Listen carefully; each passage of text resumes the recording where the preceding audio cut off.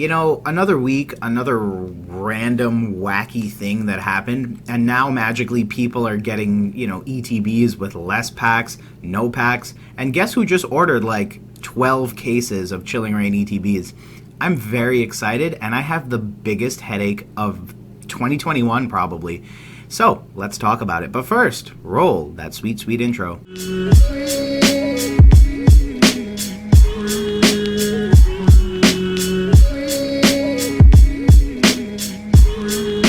Hey Gengar Gang, what is going on?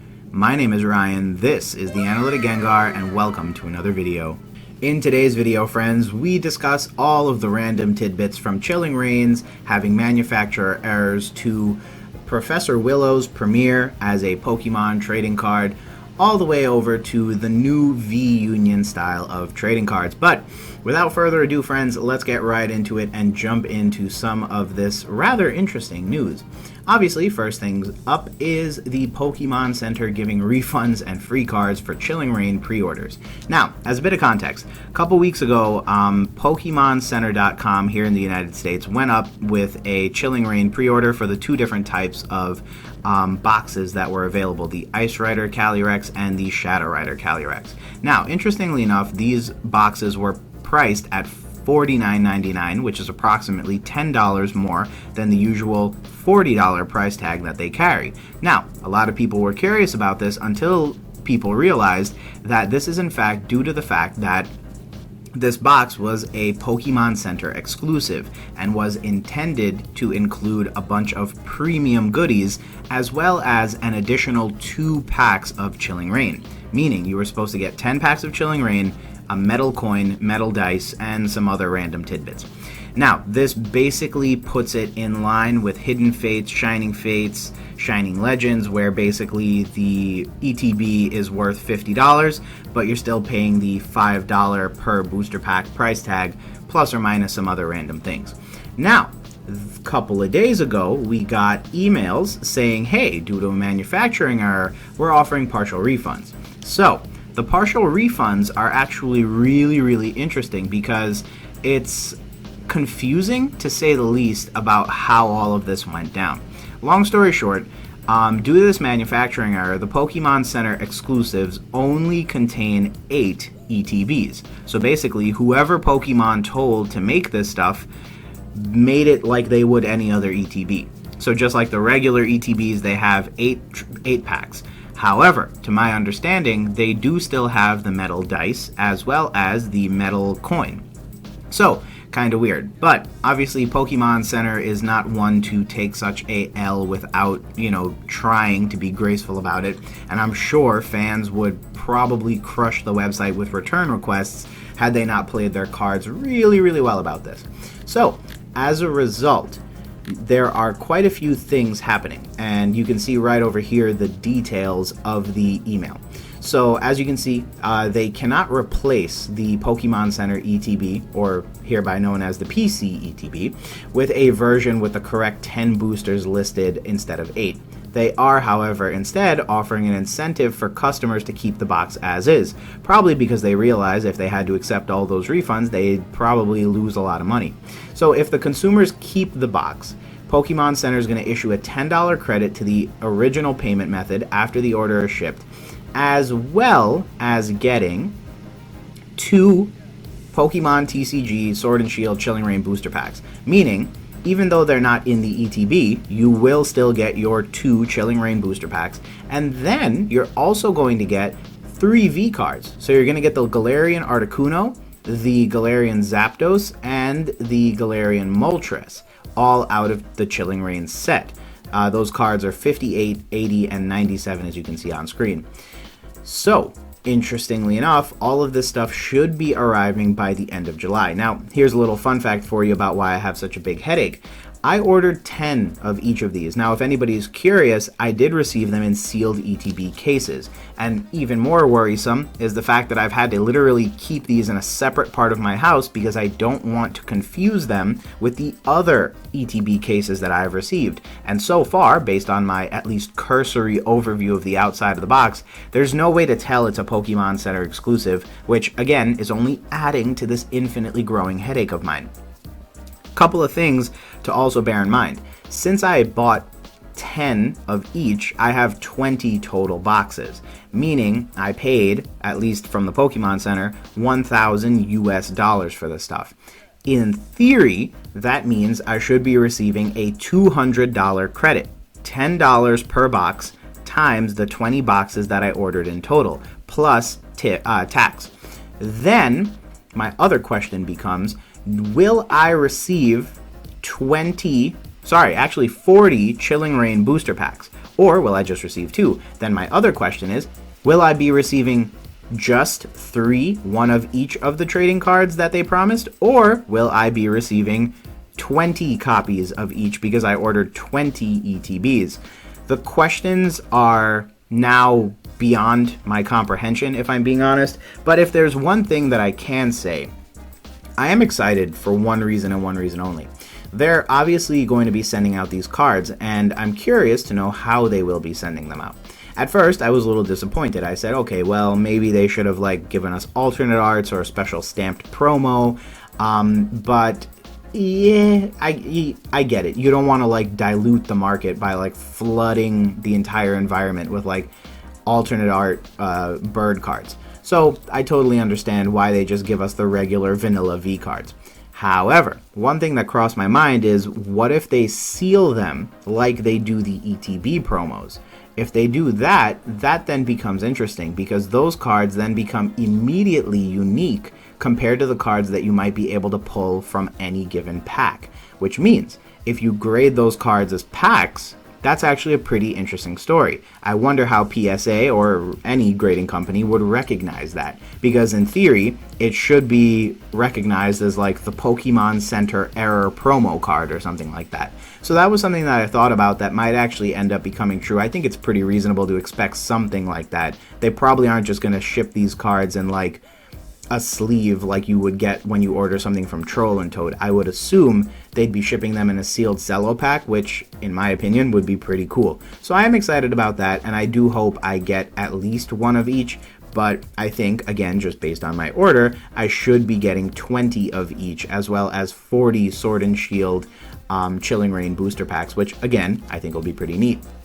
So that's the first thing. The one other thing I wanted to say about this is, wouldn't it be cool if they sent special delivery Charizards as a special other sorry we messed this up? I think that's a good reason to send out special delivery Charizards, and we know for a fact that they exist because one popped up on Mercari, which means it's likely that they have them. They're just waiting for a certain time, and up till now we've received no official confirmation, so I would hope they would include them in this, since this was definitely their bad and nothing that we did. But yeah, we'll certainly see how that plays out. The next thing is, we have more details regarding the 25th anniversary set. So over the past couple of weeks, there's been tons of speculation brewing, and per a Japanese retailer sell sheet provided to PokeBeach, the set will contain 28 cards, not including secret rares, and feature iconic Pokemon from every generation of games. Notably, all of the Pokemon cards in the set will be holo and will use conceptual artwork that uses the atmosphere or aesthetic of each generation of games. Each pack of the trading card game will also provide a 1-card booster pack containing cards from the past to be given out to fans when they buy 4 or more 25th anniversary packs. Now, that's really interesting, and I have no clue how to read that. Do I read that as, oh, they might print a Gold Star Rayquaza and just chuck it in a pack? I doubt it. It'll probably be something that was printed recently and is just being used now. But we also previously learned that the 25th anniversary set would have mini booster packs, and that the set is going to be smaller than usual. However, reprints of classic cards will be provided as additional promotional items via the 1-card booster packs. And so this set is going to have a combination of new cards in the actual set, as well as the promotional 1 cards. And although Japan is getting them in this format, I'm sure we're going to get them in a similar format as well. The other thing to bear in mind is that they will not be sold individually like other normal Pokemon card expansions. You can expect them to be in products, kind of like how Shining Fates, Hidden Fates, Generations was. Basically, there'll be some kind of box or other item that has these packs in them, so you'll need to purchase them. So I'm actually very excited about this. Obviously, the 25th anniversary, I've been a big proponent of saying this basically all year. But, I've been basically saying, like, yo, it's going to be super dope because everyone's excited about Katy Perry and Post Malone and Burnout from the past 18 months. And I've been like, well, don't forget, friends, 2021 has barely even begun. I mean, we're not even technically done halfway with this year. And so I was always saying, we're going to be expecting a lot of really cool, interesting news, and I think we've gotten that between Chilling Reign, Evolving Skies, and now the 25th anniversary set. I think a lot of people are beginning to see and understand that the year was very young, and so now's not the time for burnout because there's tons of good stuff coming down the road that I think I'm very excited about, but I think is also going to help, really revive a lot of people. That plus the combination of just increased availability, I think it's going to be a really fun time in the hobby because a lot of us are going to get to open as much as we want and truly enjoy the hobby without, having to worry about scalpers or anything crazy like that. I mean, knock on wood, but I hope I speak it into the ether and so it happens. And then, finally but not least, is the new Pokemon trading cards that are some of the strangest yet. So apparently Gamerant is not a fan. Ooh. So, as we scroll down, they say over the years the franchise has experimented with a variety of ideas. However, some of the newest cards are a little different than others that were previously released. And the new type of card specifically is called the V-Union card. Now, a couple of months back now, news definitely broke about the idea of the V-Union card. There was a trademark watcher who had saw that the Pokemon Trading Card Company had filed for trademarking the term V-Union. And so we knew that it was somewhere in the pipeline, we just didn't know what it was going to end up being.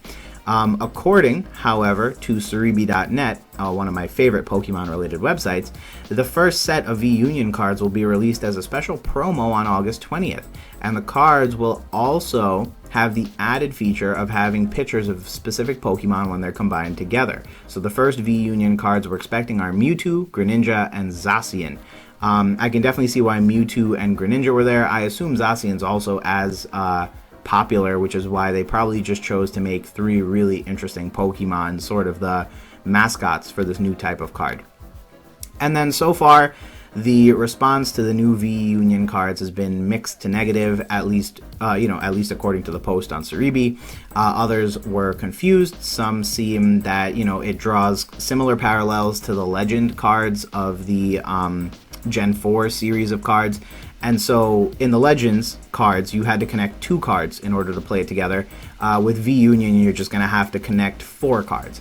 Now, I'm in no sense or meaningful way an expert on the trading card game from the perspective of playing the trading card game. But what I will say is that if 2 cards was difficult enough to pull together, then 4 cards is going to be a pain in the neck. And so I think what we could reasonably expect is a lot more cards, abilities, and, trainer cards that allow you to draw cards in order to cycle through your deck and get this stuff to be played.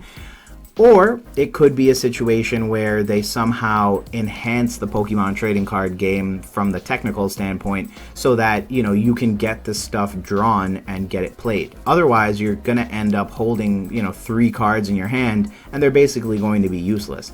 And I don't know how many of you guys know this, but I'm nearly positive the rule remains the same from when I used to know the rules, but you're only allowed a certain number of cards and you're only allowed a certain number of mechanics to influence that. So the truth of the matter is that your deck is limited in size, and so you can't just have like 12 of these lying around. Like, you know what I mean? This quote unquote 1V card, which is actually 4 individual cards, is taking the place of, all of the other types of cards that you might need in order to win a trading card game.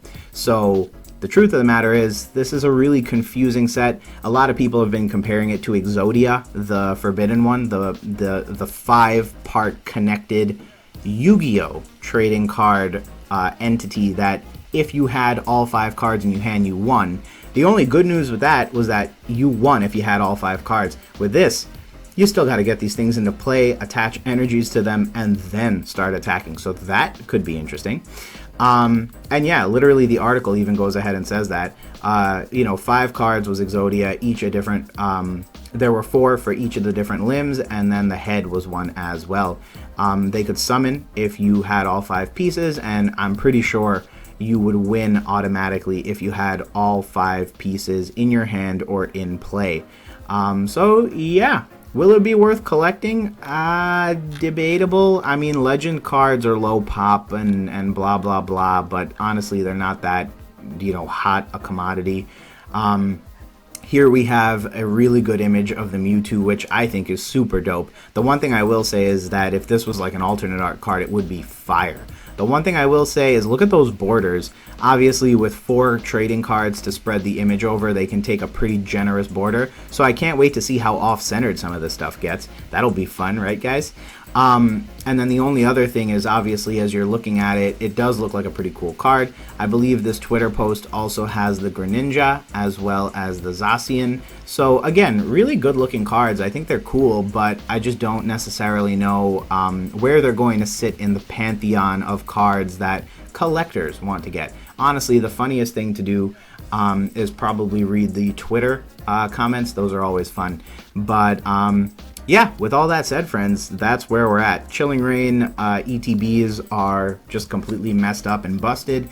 You've got some really interesting trends in the overall, market when it comes to the V cards and all that other kind of stuff. And then, of course, with the 25th anniversary, we have tons to look forward to. I'm very excited about, by the way, and I think we're in for a really good back half of the year in terms of product to open, things to look at, and things to collect. Overall, I think the V-Union cards, we're going to have to wait a little bit to say, oh, they're going to be super investable. But yeah, that's kind of where we're at. As one additional random little bonus piece, Pokemon Go's Professor Willow will be getting his own TCG card.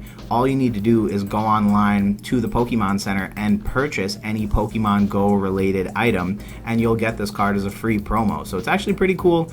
Obviously, there's been tons of iterations of Professor's research. It's one of those cards that pops up throughout the generations, just with different artwork based on the different professors from the different generations. And so this is just the most recent iteration of that. But definitely something to check out if you're interested. Don't necessarily think it's going to be a long-term collectible. But if you pick one up, no big deal. I think it'll be pretty cool to have in your collection, especially if you're a Professor fan within the Pokemon TCG.